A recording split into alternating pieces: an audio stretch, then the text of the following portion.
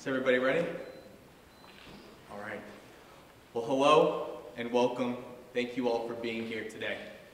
We're here to honor and remember Black History Month, to pay tribute to those who tirelessly worked to better the lives of Americans in these United States, who overcame tremendous adversity to help improve our future.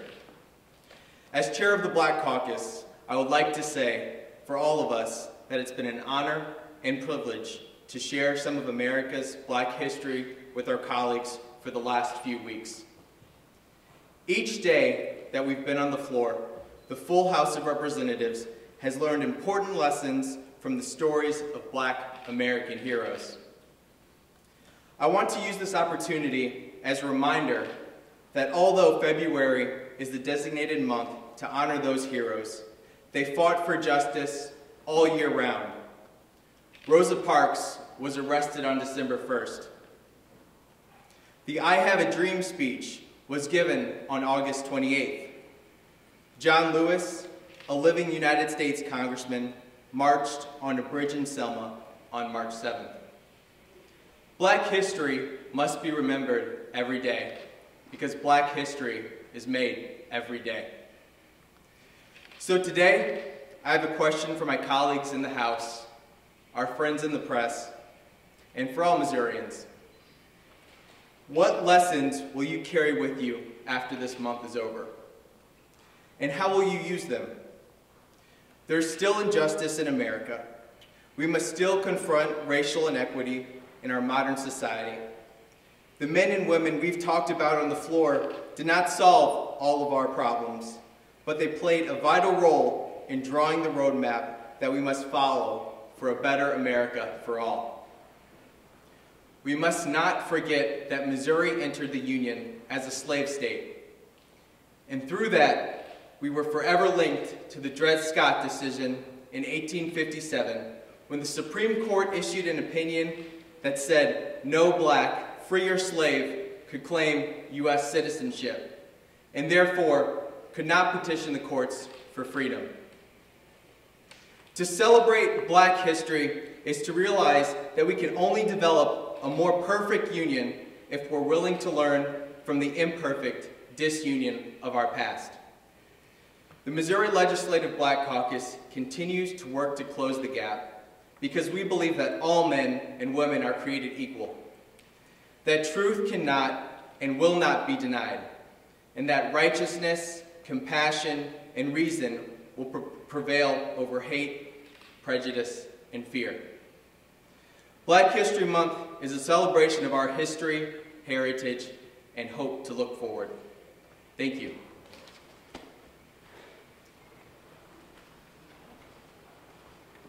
Good day, y'all. I am State Representative Ashley Bland Manlove, House District 26, and Vice Chair of the Missouri Legislative Black Caucus. This cold month of February, we, collectively, have been inundated with the celebration of Black History Month. Information is all around us, from your local TV station to commercials and ads on media outlets to insightful written articles. There's even a Netflix special by Kevin Hart. But I'd like to take a moment to emphasize how important it is to change the narrative in regard to contributions Black and brown people have given to this great country. Since the 1990s, it's been common practice to stand in front of a group and give a biological account of some of the great Americans of slave descent who have given to our country, either by invention, civil rights, or art. The usual list is Harriet Tubman, Martin Luther King Jr., George Washington Carver, or Frederick Douglass. There are several others. While I dare not downplay their contributions, I want to take a look at our history from a different perspective. Let's take a look at how our everyday life is positively affected by a Black or brown person. When you woke up this morning and were nice and toasty in your beds, the room's climate control device, commonly known as a thermostat, was invented by a Black man. When you got dressed and started your day, maybe with some peanut butter on some 9-grain toast. Thank you, Dr. Carver, for the most basic of your inventions with the peanut. With a stride in your step, you hop into your car. The self-start gas engine, not to mention two of the biggest strides in vehicular safety, the three-color stoplight, and the turn signal, all were patented by Black men. Then you make your way safely to work, where you enter a building and start your day. The automatic elevator doors and the large-scale heating system for the building were both invented by Black men. And this is just the first 3 hours of your day. So I implore you to recognize the hard work that we all have put into this great country and state. Throughout our dark history, there are glimpses of how we all become better when everyone can bring ideas to the table. Thank you. Good afternoon. My name is Lakeisha Bosley, representative for the 79th District, St. Louis City. Before hospitals were common, poor and rural babies in the South were born to granny midwives, mostly Black women who attended women giving birth. They were an important part of life in the South, and these Black women were respected in their communities. But beginning in the 1950s, doctors began lobbying to retire the practice of lay midwifery, and home birth became illegal in most of the United States, including Missouri. It remained illegal in Missouri until 2007, when Senator John Luden, a Republican from Chesterfield, added an amendment to a bill to allow lay midwives to practice in Missouri. He was stripped of his committee chairmanship as a consequence, and the legislators have been trying to repeal this provision as of recently as 2018. Today, there are very few Black midwives, although more are beginning to follow that tradition. Black women have a high maternal mortality rate in Missouri of 65 deaths per 100,000 live births, more than double that of the general population. We honor the granny midwives of the early 20th century. Thank you.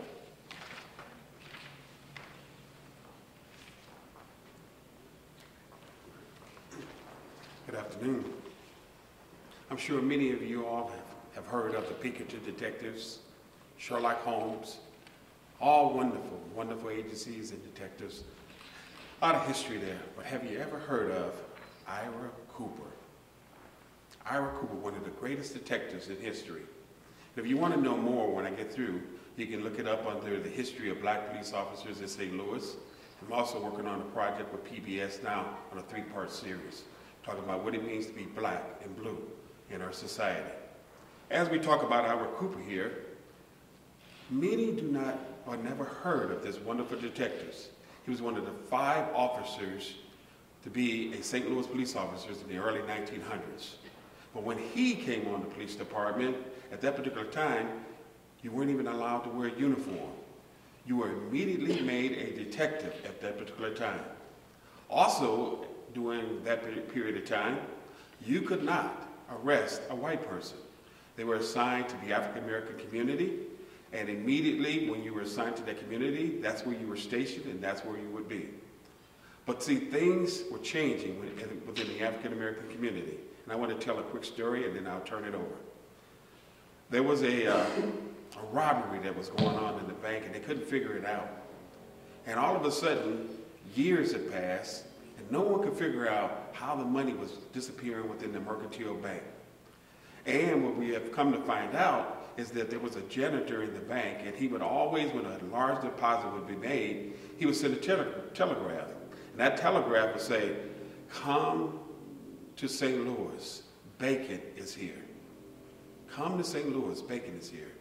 And so the cousin of the janitor would arrive. And then late at night, they would go across the cashier's cage and then they would erase the numbers and change the numbers and the money would disappear. And then the cousin would go back to New York. Well, they sent for the Pinkertons. They couldn't figure it out. They sent for Scotland Yard. They couldn't figure it out. Money was disappearing, but no one could figure it out. So they asked Ira Cooper to take the case. Ira Cooper took the case, and he started studying the bank. But what they did not realize is that there was an educated individual that was in the bank that was of the African American descent. Ira Cooper figured it out and solved the case. The case was worldwide, and he was invited to Scotland, and he was given a kiss from the Queen of England for solving that case. And many, many other cases. But many of you all, just like many standing behind me, never heard of Ira Cooper. Thank you.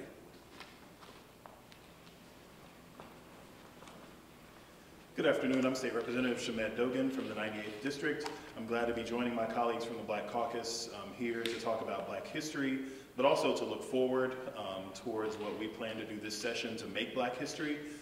One of the unfortunate things about our past is the disparities in our criminal justice system, which have existed from the beginning of our country's founding to the present day. And as Representative Green mentioned, African Americans were prohibited from being part of law enforcement. African Americans were unfairly, without due process, arrested, sentenced, and sometimes lynched for crimes that they didn't commit, and then they were not allowed to serve on juries. We could go through a whole list of ways in which African Americans were treated very differently by our criminal justice system and are today. And I'm proud, as chair of the Special Committee on Criminal Justice, to be a part of working with my colleagues in the Black Caucus, as well as the rest of the House of Representatives and the legislature, in trying to rectify some of those injustices and make our justice system more perfect. Some of the things that we're going to be considering this year are changing our sentencing policies with mandatory minimums, making it easier for people who have gone into prison and into the correction system to come out with productive jobs so that they are contributing to the tax rolls instead of being a burden on our taxpayers. We're also going to be looking at policing reform because, as we saw almost 5 years ago in Ferguson, the issue of policing and unfair policing among African Americans continues to be a flashpoint in many of our communities. We are also going to be taking a look at prosecutorial diversion programs, allowing prosecutors to work with defendants who are nonviolent in order to offer alternatives to our incarceration and prosecution. So I'm very excited to be a part of this work and in trying to make history, to make our state a better place for all Missourians. Thanks. Good afternoon, everyone. My name is Representative Kevin Wyndham, 85th District. Please excuse me, I'm a little bit under the weather, but it's come to my attention that I'm the youngest Black man to be elected to serve in the Missouri House of Representatives, edging out Representative Walter Vincent Lay by just 9 days. Representative Lay was elected in 1948, a Democrat from St. Louis City. So it should be no surprise that I want to celebrate some folks, and particularly a couple of women who have helped pave the way for young Black folks. So Representative Amber Boykins, when elected to her first term in 1998, was the youngest Black woman elected to serve in the Missouri House. Her work in the state and the community helped make Missouri and St. Louis a better place, and for that I'm forever thankful. So history was also made in 1962 when Representative DeVern Calloway was elected to the Missouri House of Representatives. As the first Black woman elected, she used her position to increase state aid to public education, improve welfare grants, and services for dependent children. And even before she was elected, her activism helped those all around the world. As a member of the Red Cross, she traveled to China, Burma, and India to help those in need. In India, she fought against segregation of Negro soldiers and the use of Red Cross facilities by leading protests. And Rep. Calloway has taught us that you can shape your community and the world simply by getting involved. And I'll turn it over to Representative Tommy Pearson. Thank you, Representative. I appreciate that. First of all, thank you to Chairman Roberts. I am State Representative Tommy Pearson, Jr. from the 66th District. It has been a good opportunity to be able to address the General Assembly on lives that have made a great impact. One such that I had an opportunity to share on the floor with was that of James Weldon Johnson, who was a songwriter among many of his other occupations. and he penned the very famous words to what became known as our Black national anthem, "Lift Every Voice and Sing." And his creative nature, it gave a true reflection of who African Americans are and the Black creative process, which stood in direct opposition against the blackface minstrel dealings that were happening in the 20s. And it's interesting that we are still talking about some of the things related to blackface and in America with Gucci and Prada and the like. And it reminds me that when you don't have diversity and inclusion in the boardroom, by the time it makes it to our living rooms, it's way too late. And so we have to be about heightening the importance of diversity and inclusion. And so on that note, as I've been sitting in the budgetary process here in the Missouri House, we've been reviewing facts and figures and numbers as we've been looking at the $28 billion Missouri budget. And those folks who have been coming before us, statewide elected officials, directors, deputy directors, analysts, and on, I've been trying to keep a tally of a number. And the number that I've been trying to keep a tally of is how many African Americans have presented this $28 billion Missouri budget, and that number is 0. That there have been 0 African Americans who have proposed, who have been involved in that particular process in coming before the budget to share and to talk about where those priorities in this state should be as it relates to our finances. And so I believe that this state has a problem with diversity and inclusion. Representative Roberts talked a little bit about the Dred Scott decision, and not a whole lot has changed when we look at who is involved in making the decisions for this state. And so that is what we need to be a part of, because Black History Month cannot just look backwards. Black History Month cannot just be about celebrating those things that have happened in the past. But Black History Month has to be about educating us so that we can be better as we move forward. And so Missouri has a long way to go as it relates to diversity and inclusion. And so I thank you for this opportunity. Thank you, Chairman Roberts. Again, thank you all for being here today, and to my colleagues as well. We gladly answer any questions if you all have any. Representative Dogan had mentioned one of the policy priorities was police accountability. That's faced pushback here in the Missouri Legislature before. I guess, has there been any change, or do you sense that there's any appetite to allow that to pass among leadership here? Sure. Representative. Sure. I think that the prospects for police accountability are better than they have been in several years. It is something where we've been very pro-police. We've passed bills like the Blue Alert. We've enhanced penalties on those who attack police officers. We've passed provisions on body cameras to ensure privacy, which law enforcement told us that they wanted us to pass in order for them to adopt body cameras. And so I think the conversation is moving in a direction where we recognize that we support and respect our police, and one way to do that is to improve police-community relations by passing police accountability legislation. Do you have any examples of top accountability legislation that you'd like to see passed, or that's a priority of the caucus? Sure. Well, one piece of legislation that's been out there for years is requiring independent investigations whenever there's an officer-involved death. There was a statewide poll done recently showing that 75% of Missourians support such legislation, so I think there's some momentum on that. There's also legislation introduced called the John Ashcroft Fourth Amendment Affirmation Act, which deals with our racial profiling stats and the fact that racial profiling is illegal in the state of Missouri, but there are no penalties for it. So just enacting potential penalties for departments that are found to be engaged in racial profiling. I think both of those have a pretty good chance of making it further this year than they ever have before. Representative Roberts, I have a question for you and also for Representative Pearson. For you, Mr. Chairman, how many members of the Missouri Legislative Black Caucus are there? I believe it's up, and how does it compare to other years? And for Representative Pearson, when you're talking about no African Americans presenting, who do you put that on? Who's responsible for that? Sure. Thank you for the question.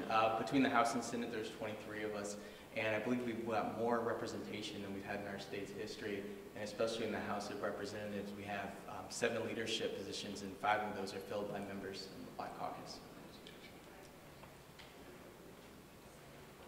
And just repeat your question if you don't mind. Yeah, you had mentioned there were 0, as you were sitting on budget, Representative, you said 0 African Americans presented. You were upset about that.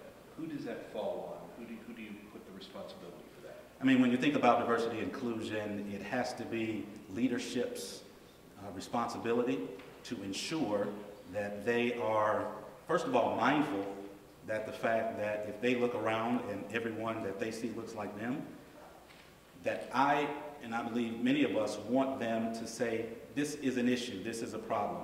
And so that awareness has to happen at the leadership level and say, well, now how can I then address that issue? And so I believe that it is the leadership of this state's issue that has to be dealt with at that level. Are you talking, when you say leadership, just to clarify, are we talking about the governor, or are we talking about... He is a leader. Yes, sir. He is a leader of this state.